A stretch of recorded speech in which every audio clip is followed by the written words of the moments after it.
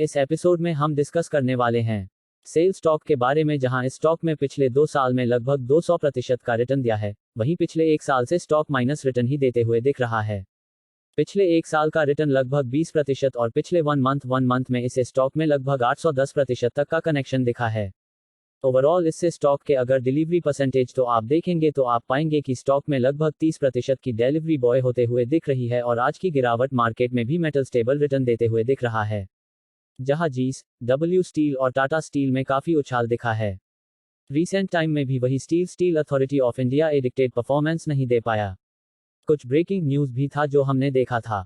ऐसे anti mining के अंदर जो 50% स्टेक सेल का था, उसने 100% टाटा स्टील को दे दिया। और उससे पहले हमने देखा था कि लगभग जो राकेश झुनझुनवाला की होल्डिंग थी उसमें लगभग 3 करोड़ के आसपास का सिर्फ सेल हुआ। उसके बाद ओवरऑल स्टॉक में सेलिंग प्रेशर दिखते दिखा है और इस समय स्टॉक को देखेंगे तो अपनी सपोर्ट के आसपास स्टेट होते हुए दिख रहा है। एक्सपेक्टेड था कि 9592 तक के लेवल तक को देख सकता है। अगर ये स्टॉक 95 के नीचे का क्लोजिंग देता है तो फिर ये स्टॉक 84 तक के लेवल्स को भी देख सकता है। फिश बाइंग से स्टॉक में 102 के ऊपर ही करें अगर आपकी बाइक 120, 115 के आसपास का है। इस समय आप एवरेज आउट करने की गलती नहीं करें, क्योंकि फेस मोमेंटम से स्टॉक में 102 के ऊपर के प्राइस पे ही दिखेगा। तब तक के लिए ये स्टॉक कंसोलिडेट या फिर डाउन दिख सकता है।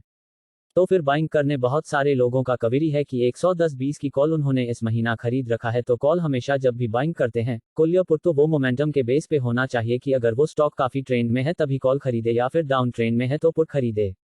इस समय ओवरऑल सेल एक स्लो मूविंग स्टॉक है और ज्यादा मोमेंटम नहीं दिखता है।